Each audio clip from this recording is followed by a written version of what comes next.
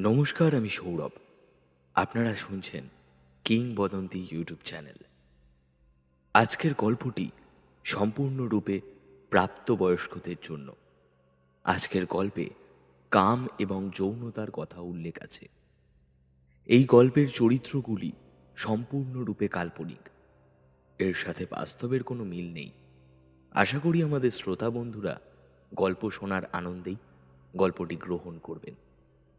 তাহলে শুরু হচ্ছে আজকের বিশেষ নিবেদন, রিকু দাসের কলমে উজানতলির ঘাট।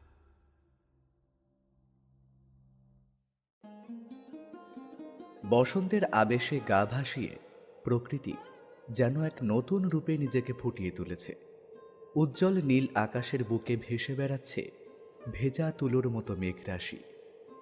গাছপালা, নদীনালা সবকিছুই যেন তাদের হারানো সৌন্দর্য ফিরে পেয়েছে। হালকা হিমেল বাতাস বয়ে চলেছে তার নিজের ছন্দে, যা শরীরে এক অদ্ভুত শিহরণের সৃষ্টি করে চলেছে প্রতি মুহূর্তে। গাছে গাছে ফুটে উঠেছে নানা রঙের ফুল, যার মনোরম সুবাস ছড়িয়ে পড়েছে দিক থেকে দিগন্তরে। উজানতলি নেহাতি সাদামাটা একটা গ্রাম। শহরের আবহাওয়া এখনও সেখানে তেমনভাবে এসে পৌঁছায়নি।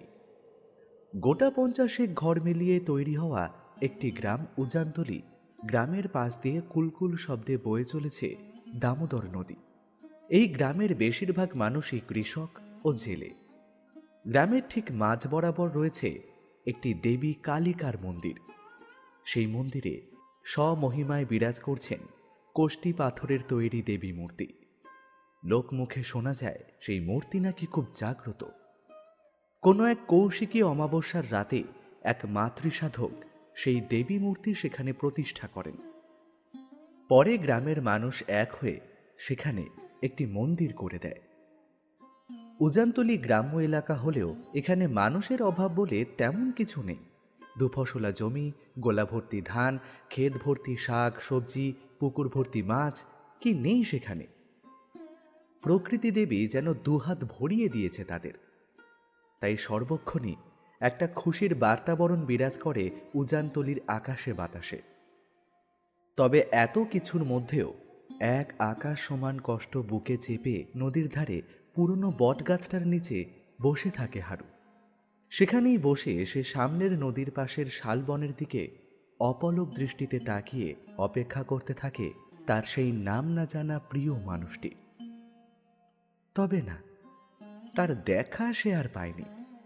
রোজ সে এক বুক কষ্ট ও দীর্ঘশ্বাস নিয়ে রাত নামার সাথে সাথেই বাড়ি ফিরে আসে।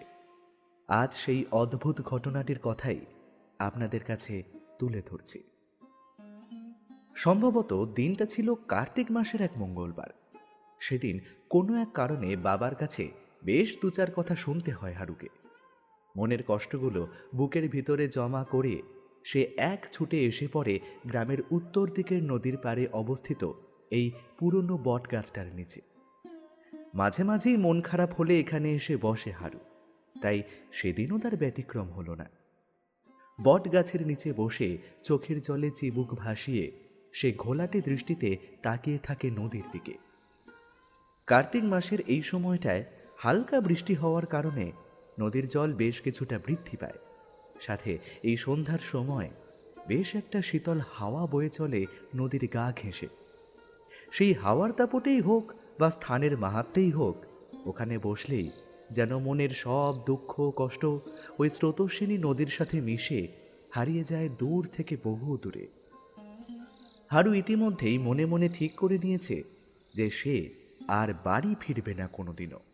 রোজ রোজ বাবার এমন বকুনি আর সহ্য করতে পারছে না সে। চোখের জল ফেলতে ফেলতে কখন যে ঘুমিয়ে পড়েছে তা হয়তো সে নিজেও বুঝতে পারেনি। হঠাৎ একটা নরম হাতের উষ্ণ স্পর্শে ঘুমটা ভেঙে গেল। হারু চোখ মেলে চেয়ে দেখল তার ঠিক সামনেই দাঁড়িয়ে আছে একজন নবযৌবনা তরুণ রমণী। উফ, কি তার রূপ, কি অপূর্ব তার সৌন্দর্য! তার সৌন্দর্যের কাছে যেন এই জগৎ সংসার সবকিছুই তুচ্ছ। তার রূপের তেজ যেন চাঁদের রশ্মিকেও হার মানাচ্ছে। তার পিঠ অবধি বিস্তৃত কালো কেশরাশি যেন শ্রাবণের আকাশে জমা ঘন কালো মেঘের মতো।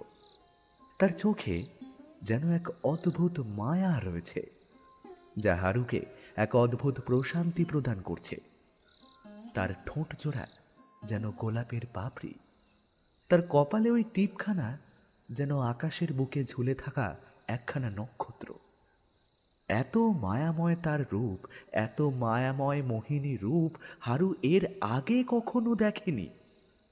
হারুর বয়স সবে 24, যৌবন সবে এসে হাজির হয়েছে তার দরজায়। আর ঠিক এমন সময় এমন এক মায়াবিনীকে নিজের সম্মুখে দেখে যেন এক পলকের জন্য হারু পারিপার্শ্বিক সকল বিষয়বস্তুকে ভুলে হারিয়ে গিয়েছিল তার ওই মায়াবী চোখের চাহনিতে। তার নয়নের ওই মাদকতা যেন হারুকে একটু একটু করে নেশাগ্রস্ত করে তুলছে। হারুর মনে জমে থাকা সকল দুঃখ যন্ত্রণা যেন এক পলকেই কোথাও উধাও হয়ে গিয়েছে। হারু অপলক দৃষ্টিতে তাকিয়ে আছে সেই মায়াবিনীর দিকে। চোখের পলক ফেলতেও যেন ইচ্ছে হচ্ছে না হারুর। হারু খুব করে চাইছে সেই মায়াবী চোখে হারিয়ে যেতে। ঠিক এমন সময় সেই তরুণীর কণ্ঠস্বর শুনে ঘোর কাটল হারুর। সেই তরুণী মায়াময় এক সুমিষ্ট কণ্ঠে বলছে, এত রাতে এখানে একা একা বসে কি করছো? তার কণ্ঠ শুনে হারু যেন আরও বিভোর হয়ে পড়েছে। কোনো রকমে নিজের আড়ষ্ট ভাবটা কাটিয়ে হারু বলল, রাত রাত কোথায়? এ তো সবে। কথাটা বলতে বলতেই আশেপাশে তাকিয়ে দেখে হারু কখন যেন তার অগোচরে সন্ধ্যা ফুরিয়ে রাত নেমেছে তা সে টেরও পায়নি। আকাশের বুকে গোল থালার মতো চাঁদখানা তার অর্জিত জ্যোৎস্নাটুকু ছড়িয়ে দিচ্ছে ধরিত্রীর বুকে। হঠাৎ শরীরটা শিরশির করে ওঠে তার। এক অদ্ভুত ভয় মিশ্রিত উত্তেজনা একসাথে এক সময় উপলব্ধি হচ্ছে তার। হারুর এমন করুণ অবস্থা দেখে সেই মায়াবিনী সেই একই রকম সুমিষ্ট কণ্ঠে খিলখিল করে হেসে ওঠে। হারু মন্ত্রমুগ্ধের মতো দেখতে থাকে তার সেই হাসি। উফ, সে কি অপরূপ দৃশ্য! এত সুন্দর করেও হাসা যায়? সত্যি কি কারো হাসি এতটা মায়াবী হতে পারে? সেই মায়াবিনী আলতো করে বসল হারুর ঠিক পাশে। হারু তখনও অপলক দৃষ্টিতে তাকিয়ে আছে তার মুখের পানে। সেই মায়াবিনী বলল, তোমার নাম কি? হারু বলল, আমার নাম হারু। আমি এই গ্রামেরই নিদুবওয়ালা ছেলে। কিন্তু তুমি কে? তোমাকে তো এর আগে আমি এ গ্রামে দেখিনি। সেই রমণী মৃদু হেসে বলল, আমি আমি এক অচিন পাখি। আমার নির্দিষ্ট কোনো স্থান নেই। হারু এবার অবিশ্বাসী কণ্ঠে বলল, হ্যাঁ, এ আবার হয় নাকি? তুমি আমাকে তোমার পরিচয় দিতে চাও না, তাই এমনটা বলছো। বিশ্বাস করলে না তো? অবশ্য বিশ্বাস না করারই কথা। তোমার মতে সকলেরই একটা নাম, একটা থাকার জায়গা বা একটা বাড়ি থাকে হয়তো। এটাই প্রকৃতির নিয়ম। তবে আমাদের উপর যে প্রকৃতির এই নিয়মটা খাটে না। আমি যে নিরুপায়। আমার ইচ্ছে হলেও যে আমি এক স্থানে খুব বেশি দিন থাকতে পারি না। সেই কাজে যে আমাদের বারণ আছে। সেই সব সময় তার 100টা চোখ দিয়ে আমাদের পাহারা দেয়। হারু ভ্রু কুঁচকে বলল, কেন? কে পাহারা দেয়? সেই রমণী আবারও রহস্যময়ভাবে হেসে বলল, আজকে একদিনেই সবটা জেনে নেবে? কিছুটা না হয় কালকের জন্যই রাখা থাক। আজ অনেক রাত হয়েছে। এইবার তুমি বাড়ি ফিরে যাও। ওরা যে তোমায় খুঁজতে এই পথেই আসছে। এই বলে সেই মায়াবিনী উঠে এক ছন্দে এগিয়ে যেতে থাকে সামনের ওই শালবনটার দিকে। হারু অপলক নয়নে দেখছে তার চলে যাওয়া। তার রূপের বর্ণনা ভাষায় প্রকাশ করা হয়তো হারুর পক্ষে অসাধ্য। অপরূপা সুন্দরী বললেও হয়তো কম বলা হবে। কত মায়াবী তার চোখ! হারু এতক্ষণ পর সম্পূর্ণভাবে দেখল সেই রমণীকে। তার পরনে একটি শ্বেত শুভ্র কাপড়, যা হাওয়ার তালে তালে মৃদু মৃদু কম্পিত হচ্ছে। তার শারীরিক গঠন নিখুঁত। ঈশ্বর হয়তো তাকে খুব যত্নে বানিয়েছেন। চাঁদের রূপালী আলো তার শরীরে পড়তেই তার রূপ যেন 100 গুণ বৃদ্ধি পেয়েছে। সেই রমণী ধীরে ধীরে হারিয়ে গেল গভীর ওই শালবনের ভিতর। হারুর নাকে ভেসে এলো এক অদ্ভুত মিষ্টি সুগন্ধ। সেই সুমিষ্ট সুগন্ধি যেন ক্ষণে ক্ষণে হারুকে মাতাল করে তুলছে। তার মনের গভীরে জমে থাকা কামনার আগুনকে আরও প্রখরভাবে জাগ্রত করে তুলছে। ঠিক এমন সময় একটা কলরবের শব্দ শুনে হারুর ঘোর কাটল। মাথাটা হঠাৎই ঝিমঝিম করতে শুরু করল। হারু মাথা ঘুরে মাটিতে পড়ে যাওয়ার আগের মুহূর্তে কে যেন তড়িঘড়ি এসে তাকে ধরে ফেলল। হারুর চোখের পাতা ক্রমশ ভারী হয়ে আসছে, দৃষ্টি ঘোলাটে হয়ে যাচ্ছে ক্রমশ। আর পারছে না সে। নিদ্রাদেবী যেন আজ স্বয়ং আবির্ভূত হয়েছেন তাকে ঘুমের দেশে নিয়ে যাওয়ার জন্য। চোখ বন্ধ হওয়ার আগের মুহূর্তে সে দেখল তার মা তার মাথাখানা কোলের উপর নিয়ে রেখেছে। মায়ের চোখ দিয়ে গড়িয়ে পড়ছে অশ্রুধারা। হারু ধীরে ধীরে চোখ দুটো বন্ধ করে নেয়। যখন হারুর ঘুমটা ভাঙল তখন সূর্যদেব মধ্য গগনে স্বমহিমায় বিরাজ করছেন। চোখ খুলে হারু আশেপাশে তাকিয়ে দেখার চেষ্টা করে। খুব অল্প সময়ের মধ্যেই সে বুঝতে পারে সে এখন শুয়ে আছে তার বাড়িতে।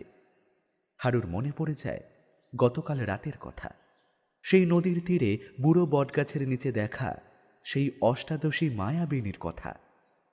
আর তার কথা মনে পড়তেই বুকের ভেতরটা যেন মোচড় দিয়ে ওঠে।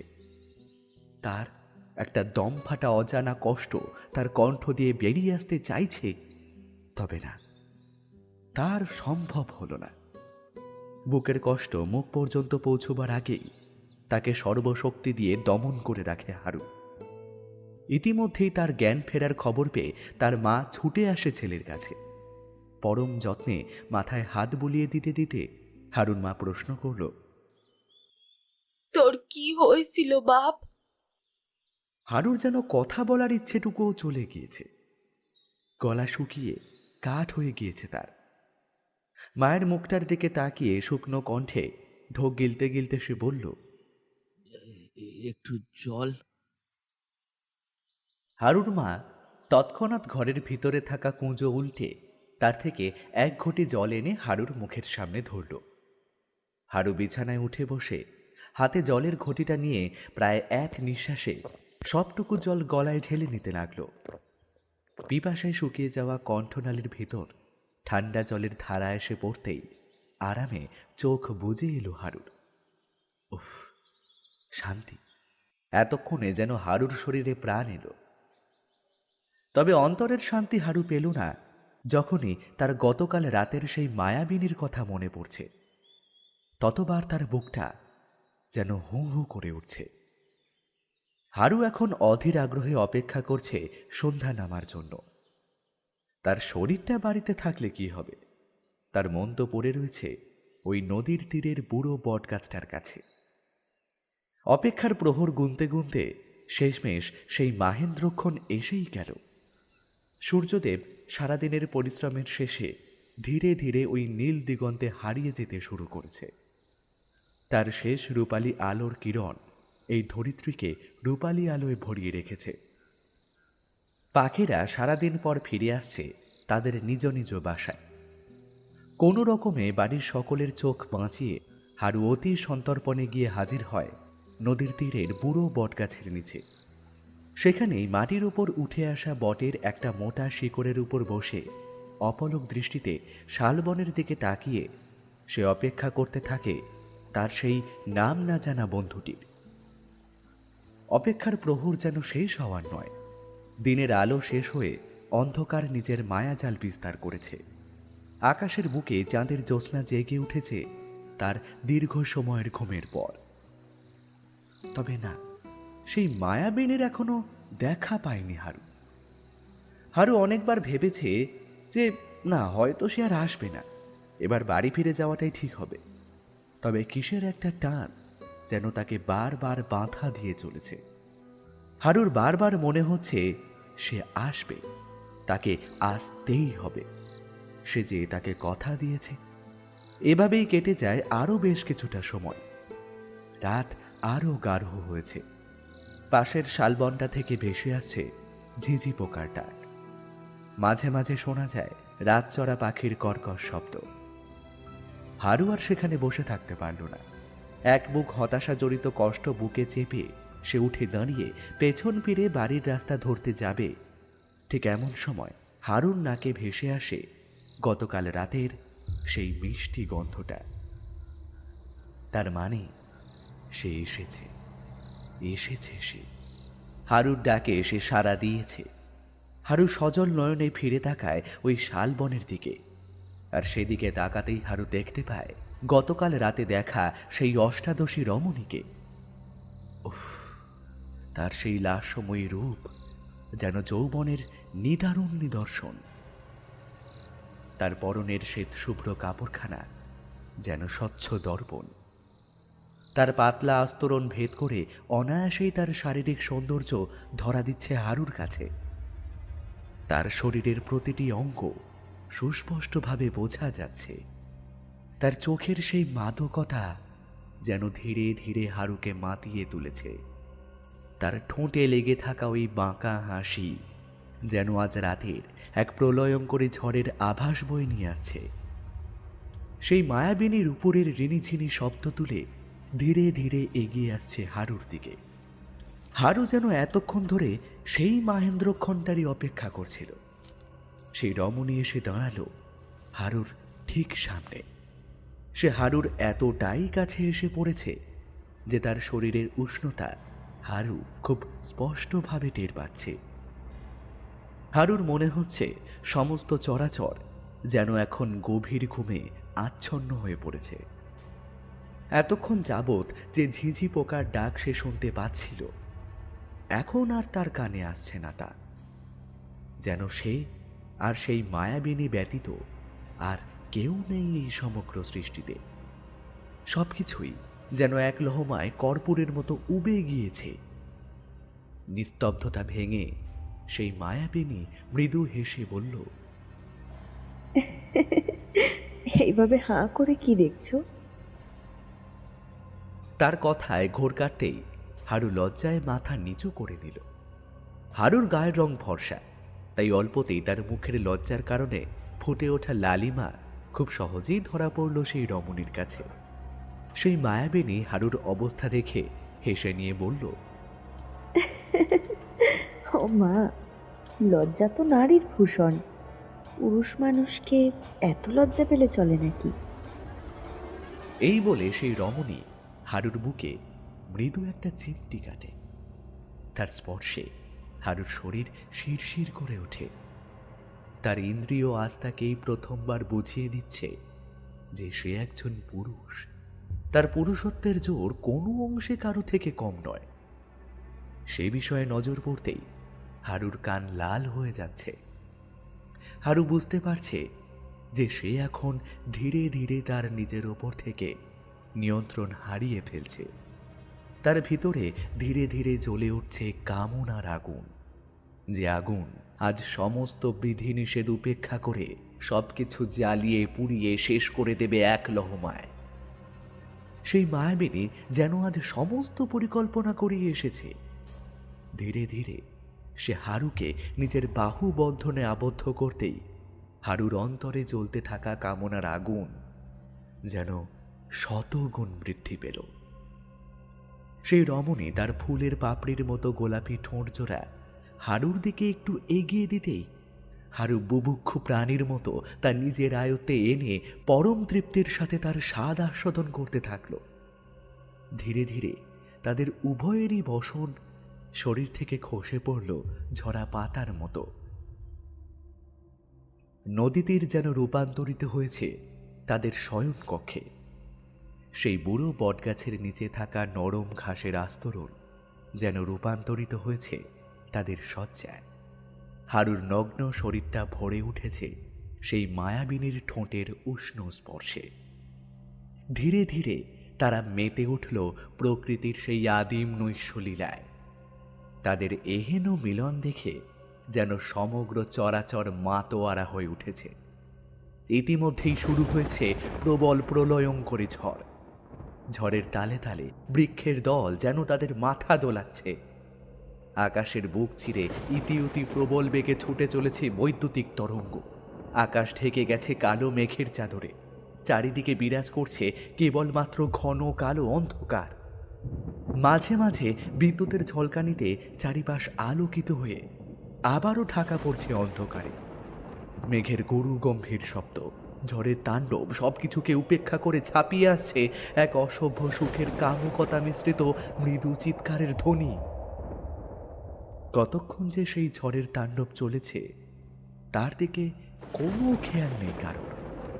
তবে যখন প্রলয়ঙ্করী ঝড় থেমে গিয়ে পারিপার্শ্বিক পরিবেশ আবারও শান্ত হলো, ততক্ষণে হারুও তার বিষ ত্যাগ করে শান্ত হয়ে শুয়ে রয়েছে ওই ঘাসের উপর।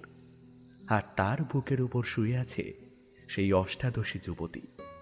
তারা উভয়ই এখনো সম্পূর্ণরূপে নগ্ন। হারু তার সেই অচেনা প্রিয়তমার মাথায় হাত বুলিয়ে দিচ্ছে পরম যত্নে। সেই রমণীয় যেন হারুর এই আলতো স্পর্শ পেয়ে পোষা বেড়ালের মতো গুটিসুটি মেরে শুয়ে রয়েছে হারুর নগ্ন বুকের উপর। পরম তৃপ্তি ও এক রাশ ক্লান্তিতে দু চোখের পাতা আপনা আপনি বন্ধ হয়ে আসছে তার। কখন যে হারু ঘুমিয়ে পড়েছে তা হয়তো সে নিজেও জানে না। এভাবেই কেটে গেল বেশ কিছুটা সময়। ধীরে ধীরে রাত ফুরিয়ে ভোরের আলো ফুটতেই সেই মায়াবিনী হারুর থেকে বিদায় নিয়ে হারিয়ে যায় ওই সুগভীর শালবনের অন্তরালে। হারুও বাড়ি ফিরে এসে নিজের জন্য বরাদ্দ ঘরে গিয়ে বিছানায় ক্লান্ত শরীরটা এলিয়ে দেয়। এভাবেই কেটে যায় বেশ কিছুদিন। প্রতিদিনই হারু ও তার সেই প্রিয়তমা লিপ্ত হয় আদিম নৈশলীলায়। এই কদিনে হারুর মধ্যে অনেক পরিবর্তন এসেছে, তা তার পরিবারের নজর এড়ায়নি। হারু এখন দিনের বেশিরভাগ সময়টাই ঘুমিয়ে পার করে। ক্ষুধা তৃষ্ণা কিছুরই প্রভাব যেন তার মধ্যে পড়ে না। এমন অস্বাভাবিক আচরণ দেখে হারুর মা হারুকে বেশ কিছুবার প্রশ্ন করেছিল বটে, তবে হারু তার কোনো সদুত্তর দেয়নি। এত কিছুর মধ্যেও দুটো অজানা হিংস্র লোলুপ চোখ সর্বক্ষণ সকলের অলক্ষ্যে থেকে নজর রেখেছিল হারুর ওপর। ঘটনাটা ঘটল তার ঠিক পরের দিন। সেদিন ছিল কৃষ্ণপক্ষের অমাবস্যা। হারুর মা সকাল সকাল স্নান সেরে হাতে পুজোর ডালা সাজিয়ে এগিয়ে যায় গ্রামের মধ্যস্থলে অবস্থিত দেবী কালীর মন্দিরের দিকে। পুজো দিয়ে মন্দির প্রাঙ্গণ ত্যাগ করে বাড়ির দিকে রওনা দেবে ঠিক এমন সময় এক রক্তাম্বর পরিহিত জটাধারী সাধক দর্শন পুরুষ এসে দাঁড়ায় তার সামনে। প্রথম দর্শনে হারুর মা একটু ভয় পেয়ে যায়, তবে নিজেকে শান্ত করে হারুর মা বলল, আপনি কে সাধু বাবা? আগে তো কখনো এই গ্রামে আপনাকে দেখিনি। সেই সাধক দর্শন পুরুষ এক গম্ভীর কণ্ঠে বললেন, আমি কালীনাথ কাপালিক, সুদূর হিমালয়ে আমার বাস। তোর ছেলে এক মহা ভয়ানক অপশক্তির হাতে পড়েছে, তাকে বাঁচাতেই আমি এসেছি এখানে। সেই সাধুর মুখে নিজের ছেলের আগত বিপদের কথা শুনে হারুর মায়ের মাতৃহৃদয় ব্যাকুল হয়ে উঠল। অশ্রুসিক্ত নয়নে সেই সাধুর দিকে তাকিয়ে সে করুণ কণ্ঠে বলল, আমার ছেলেটা। তার কথা শেষ হওয়ার আগেই সেই সাধু বললেন, তোর ছেলের কিচ্ছু হবে না, তবে আমি যেমনটা বলবো তোকে ঠিক তেমনটাই করতে হবে। কি পারবি তো? হারুর মা এক হাত দিয়ে নিজের চোখ মুছে নিয়ে তারপর উত্তর দিল, পারবো সাধু বাবা, আপনি বলুন আমাকে কি করতে হবে। সেই সাধু বললেন, সেসব আমি ঠিক সময় এলেই বলে দেব, তবে খবরদার এই কথা যেন কেউ না জানে, এমনকি এমনকি তোর ছেলেও না, কারণ সেই ভয়ঙ্কর অপশক্তি তোর ছেলেকে সম্পূর্ণরূপে বশীভূত করে রেখেছে। তাই তোর ছেলে যদি এই বিষয়ে বিন্দুমাত্র আভাস পায়, তবে সেই অপশক্তিও সবটা জানতে পারবে। এই বলে সেই সাধু নিজের কাঁধে থাকা ঝোলাটাতে হাত ঢুকিয়ে একটা কালো মতো কি বের করে নিয়ে এলো। সেটা একটা লাল কাপড়ে ভালো করে বেঁধে তা হারুর মায়ের হাতে দিয়ে বলল, এটা বাড়ির ঈশান কোণে একটা ছোট্ট গর্ত খুঁড়ে সেখানে মাটি চাপা দিয়ে রেখে দিবি। এর প্রভাবে কোনো অপশক্তি তোর বাড়ির ভেতর প্রবেশ করতে পারবে না। এখন যা, কাল সন্ধ্যায় এই মন্দিরের পিছনের পাকুড় গাছটার নিচে চলে আসবি, আর মনে করিয়ে তোর ছেলের এক গাছা চুল আর তার কিছু ইট ও খাবার নিয়ে আসতে ভুলবি না।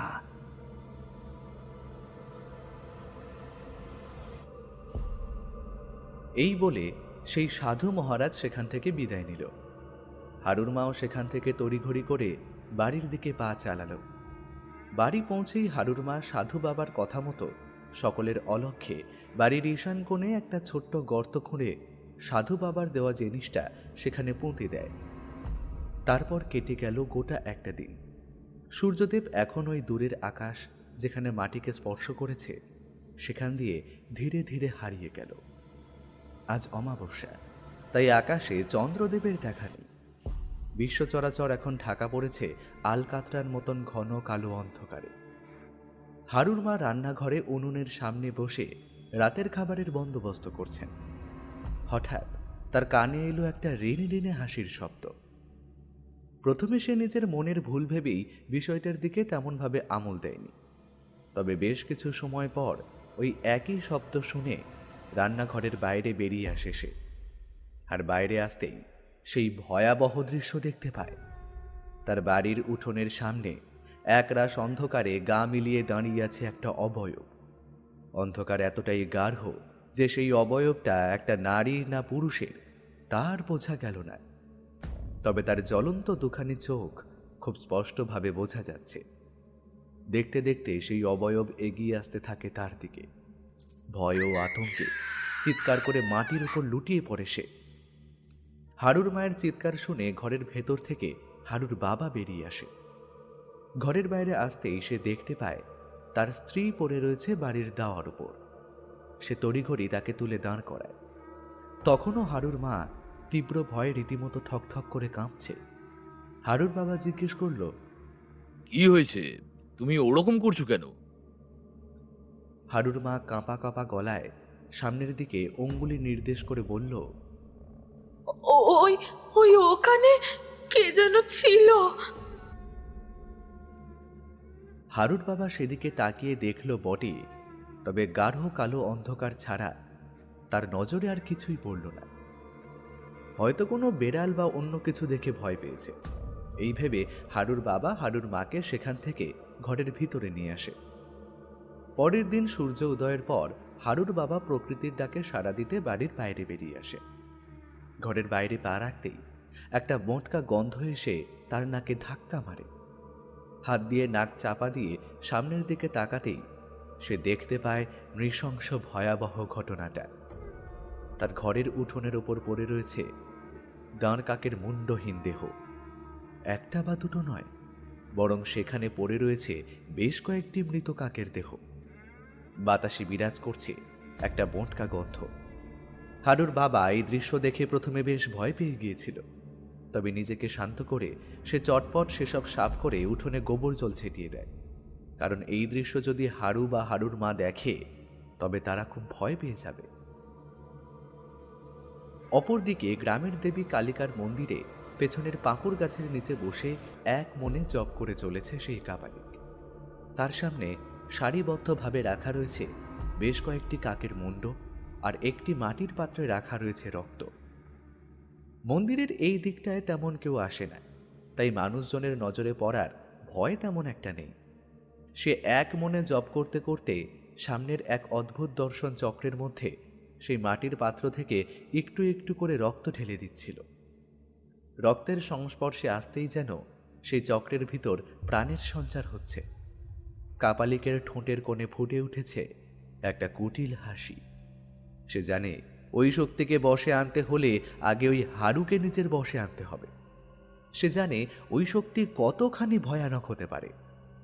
যেদিন সে প্রথমে এই গ্রামে এসেছিল, ঠিক সেই দিন ভোররাতে সে ওই নদীর তীরে হারু ও তার সেই সঙ্গিনীকে দেখতে পায়। সেই দিন থেকেই সে গোপনে হারুর উপর নজর রাখতে শুরু করে। তারপর সুযোগ বুঝে তাকে ছেলের মৃত্যুর ভয় দেখিয়ে হারুর মাকে বোকা বানায় এবং তার অর্জন করা অপশক্তিকে হারুর বাড়ির ভিতরে প্রবেশ করায় সে। যে শক্তিকে সে এতদিন ধরে নিজের বিদ্যা ও সাধনা দিয়েও অর্জন করতে পারেনি, সেই শক্তিকে কোনো বাধা, কোনো সাধনা ছাড়াই পেয়ে গেছে ওই বোকা হারু। সে জানেও না যে শক্তি এখন রোজ রাতে তার প্রিয়তমা রূপে তার কাছে ধরা দেয়, সেই শক্তিকে কাজে লাগিয়ে সেই সমগ্র বিশ্বব্রহ্মাণ্ডকেও জয় করতে পারে। সে জানে না এই শক্তির আসল রূপ। এই শক্তি না তো কোনো শুভ শক্তি, না কোনো অশুভ শক্তি। এটা খারাপ ও ভালোর ঠিক মধ্যস্থলে বিচরণ করা এক শক্তি, যার প্রয়োগ যেভাবে করা হবে সে তেমনই হয়ে যাবে। খারাপ উদ্দেশ্য নিয়ে একে প্রেরণ করলে এই শক্তি হয়ে উঠবে অত্যন্ত খারাপ, আর ভালো উদ্দেশ্য নিয়ে প্রেরণ করলে এটা হয়ে উঠবে অত্যন্ত শুভ। দেখতে দেখতে দিনের আলো ফুরিয়ে রাত নামতেই হারুর মা একটা থালায় সেই সাধু বাবার বলে দেওয়ার কথা মতন হারুর এক গাছা চুল, কিছু এঁটো খাবার, এইসব নিয়ে সকলের চোখ বাঁচিয়ে বেরিয়ে পড়ে ওই মন্দিরের পেছনের পাকুড় গাছটার উদ্দেশ্যে। কিন্তু হারুর মা যখনই বাড়ির মোড়টা ছেড়ে সামনের পথটা ধরল, ঠিক এমন সময় হঠাৎ করে শুরু হলো তীব্র ঝড়। প্রথমে ঝড়ের দাপট তেমন একটা তীব্র না হলেও ধীরে ধীরে সেই ঝড়ের বেগ যেন বেড়েই চলল।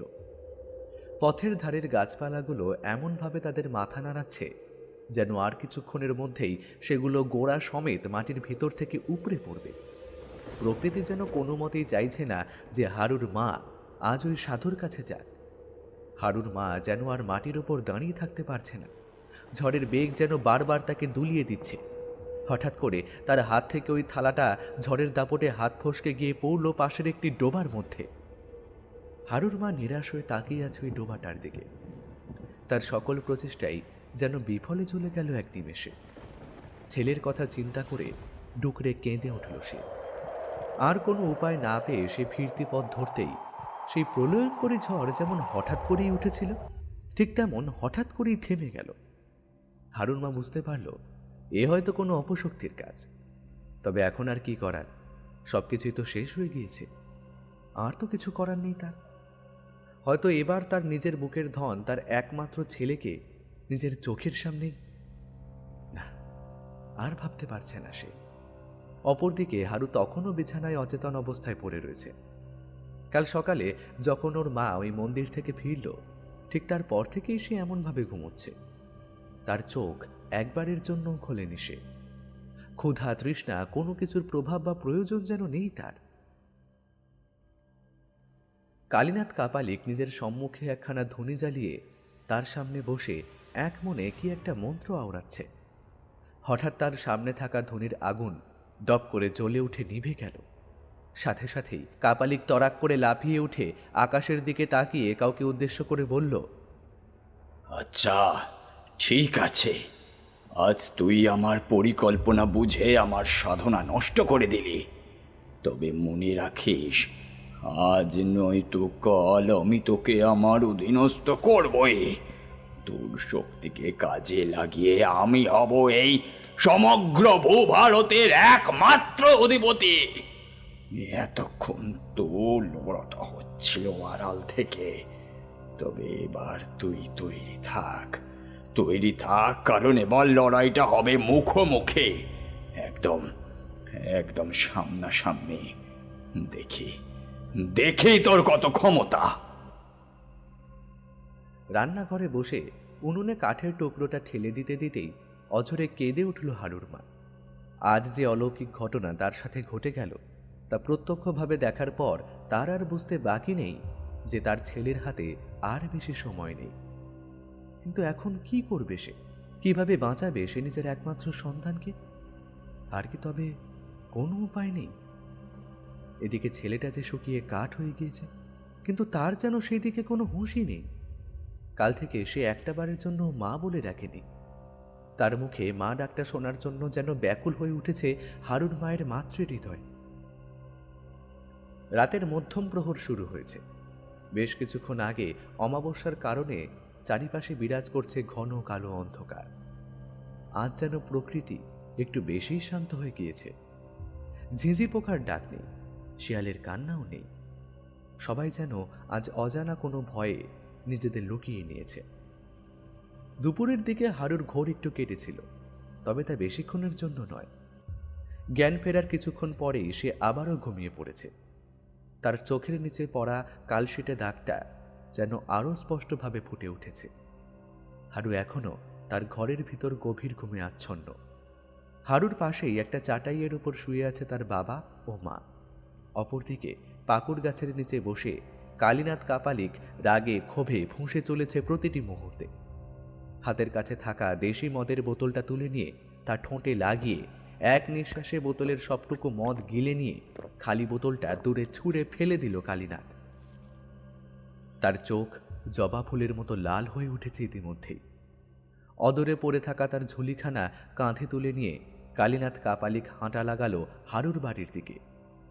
আজ একটা হেস্তনেস্ত সে করেই ছাড়বে। এত সহজে হার মানার পাত্র সে নয়। হারুর উপর করা সম্মোহনের নাগপাশ সে অনেক আগেই খুলে দিয়েছে, কারণ হারুর উপর সে আরেক রকমের সম্মোহনী বিদ্যা প্রয়োগ করত। কিন্তু তার জন্য আগে হারুর জ্ঞান ফেরানো দরকার ছিল। এই সম্মোহন অচেতন মানুষের উপর লাগু হয় না, কিন্তু ওই মায়াবিনী তার সব পরিকল্পনা এক লহমায় শেষ করে দিয়েছে।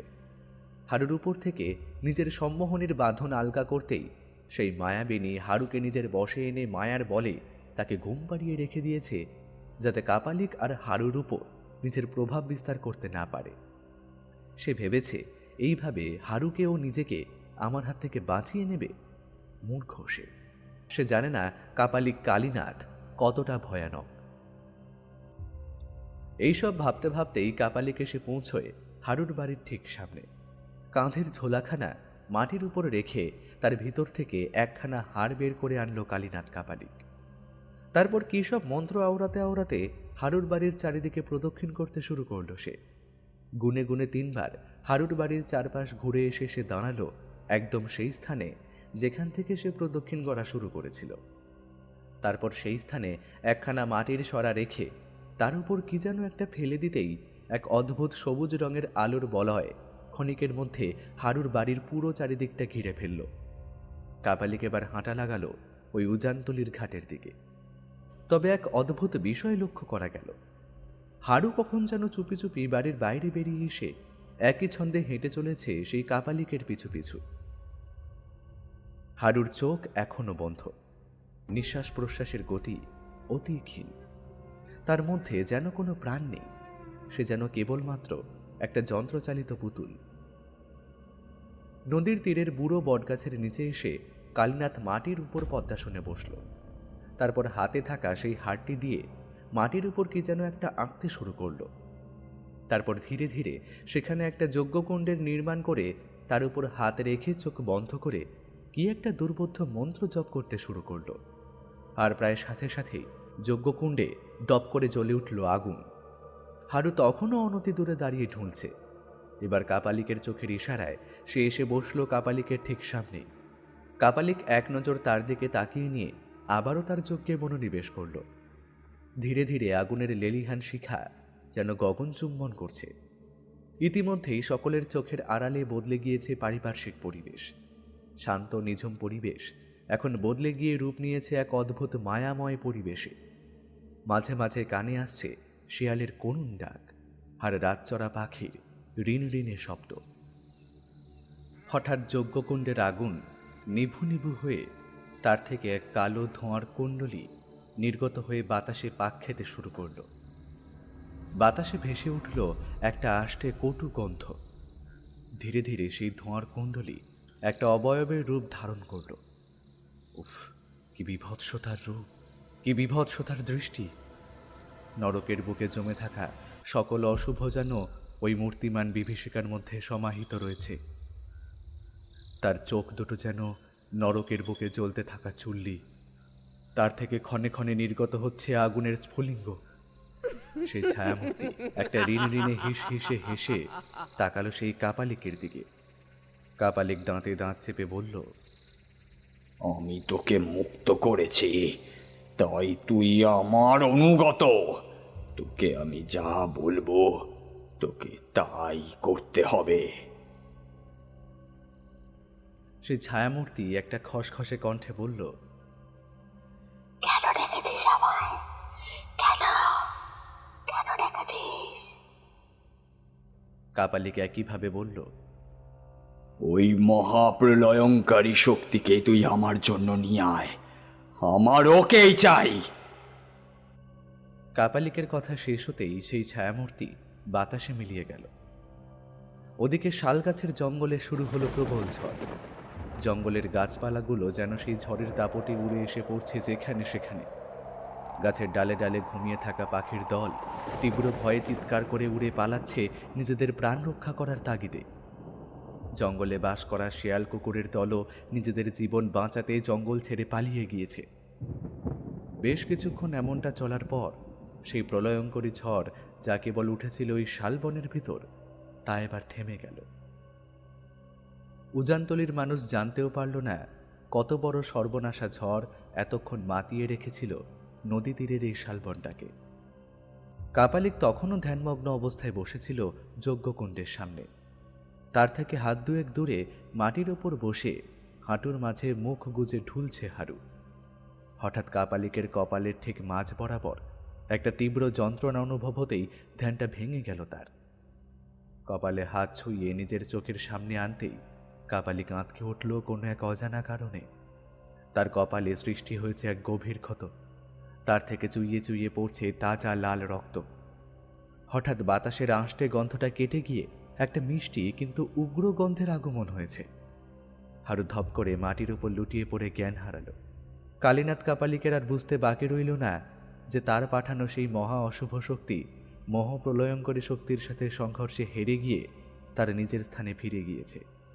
কাপালিক জানে এখন তার সাথে ঠিক কী হতে পারে। বড় একটা ভুল করে ফেলেছে সে। যে শক্তির সাথে সে মোকাবিলা করে তাকে নিজের অধীনস্থ করতে সে এসেছিল, সে যে আর 5টা সাধারণ শক্তি নয় তা সে ভুলে গিয়েছিল। তবে এখন তার ভুলটা সে বুঝতে পারছে, কিন্তু এখন তো আর কিছুই করার নেই। তার অনেকখানি দেরি যে হয়ে গিয়েছে। কালীনাথ সেখান থেকে পালাতে যাবে, ঠিক এমন সময় একখানা অদৃশ্য হাত এসে তার গলা টিপে ধরল। সেই হাতের বাঁধন এতটাই মজবুত যে কালীনাথ হাজারো চেষ্টা করেও সেই বাঁধন থেকে নিজেকে মুক্ত করতে পারল না। সেই হাত যেন আরও চেপে বসছে তার কণ্ঠনালীর উপর। কালীনাথের নিঃশ্বাস বন্ধ হয়ে আসছে, চোখ দুটো যেন কোটর থেকে বেরিয়ে এসেছে অনেকখানি। হয়তো এমনটা আর কিছুক্ষণ চললে তার প্রাণবায়ু বেরিয়ে যাবে। ঠিক এমন সময় সেই অদৃশ্য হাতের বাঁধন অনেকখানি আলগা হয়ে গেল। কালীনাথ মাটির উপর লুটিয়ে পড়ে কুকুরের মতো জিভ বের করে নিঃশ্বাস নেওয়ার চেষ্টা করছে। ঠিক এমন সময় সে দেখল তার পেছনে দাঁড়িয়ে আছে এক অষ্টাদশী যুবতী। তার রূপের ছটায় যেন আলোকিত হয়ে উঠেছে সমগ্র বিশ্ব চরাচর। তার লাশময়ী রূপ দেখে যেন স্বয়ং কামদেব লজ্জা পেয়ে যান। সে রমণী এবার ভ্রু কুঞ্চিত করে বলল, তোমার উদ্দেশ্য যদি সঠিক হতো তবে হয়তো আমি তোমায় দেখা দিতাম। তবে তুমি অসৎ উদ্দেশ্য নিয়ে আমাকে পাওয়ার চিন্তা করেছো, তার উপর একটা নিরীহ মানুষকে কষ্ট দিয়েছো। এর শাস্তি তোমাকে পেতেই হবে। এই বলে সে মাটির উপর পদাঘাত করল। সাথে সাথেই মাটির উপরের অংশ সরে গিয়ে এক সুগভীর গর্তের সৃষ্টি হলো। সেই গর্তের যেন কোনো শেষ নেই। কাপালিক কিছু বুঝে ওঠার আগেই সেই মায়াবিনী তাকে ধরে ছুঁড়ে দিল সেই গর্তের মধ্যে। কয়েক মুহূর্তের মধ্যেই কাপালিক হারিয়ে গেল ওই গর্তের অন্ধকারের মধ্যে। হারুর জ্ঞান ফিরতেই সে দেখল সে শুয়ে আছে ওই বুড়ো বটগাছটার নিচে, আর তার ঠিক সামনেই দাঁড়িয়ে আছে তার সেই চিরচেনা প্রেয়সী। হারু তার দিকে তাকিয়ে একটা স্বস্তির নিঃশ্বাস ফেলে বলল, আমি তো ভেবেছিলাম তুমি হয়তো। হারুর কথা শেষ হওয়ার আগেই সেই মায়াবিনী বলল, হারু, তোমার মনে আছে আমি তোমাকে বলেছিলাম যে আমি খুব বেশি দিন এক স্থানে থাকতে পারি না, আর ঠিক সেই কারণেই এবার আমাকে যেতে হবে। আমি যে আর এই স্থানে থাকতে পারবো না। হারু এইসব কথা শুনে যেন দুঃখে কষ্টে বাকরুদ্ধ হয়ে গেল। তার চোখের কোণে একরাশ জল জমে গেল। সেই রমণী আবারও বলল, তবে তুমি চিন্তা করো না, আমাদের আবারও দেখা হবে। ভালো থেকো। এই বলে সেই রমণী ফিরতি পথ ধরে হেঁটে চলে গেল ওই শালবনটার দিকে। হারু ছলো ছলো নয়নে দেখতে থাকলো তার চলে যাওয়া। কিছুই করতে পারল না সে। একবার তার মনে হলো যে তাকে আটকাই, তবে না, তার মুখ ফুটে বলতে পারেনি হারু। কি যেন এক কারণে তার বাকশক্তি বন্ধ হয়ে গিয়েছিল সেই কিছুক্ষণের জন্য। তারপর কেটে গেছে অনেকগুলো বছর। হারুর বিয়ে হয়েছে। আজ তার বউয়ের সাধের অনুষ্ঠান। গোটা বাড়ি ভরে উঠেছে আত্মীয় স্বজনদের ভিড়ে। তবে হারুর কোনো পাত্তা নেই। গোটা বাড়ি তন্ন তন্ন করে খুঁজেও তাকে কোথাও পাওয়া গেল না। হঠাৎ নদীর পাড়ের দিকে যেতেই দেখা গেল হারু বসে আছে সেই বুড়ো বট গাছটার নিচে।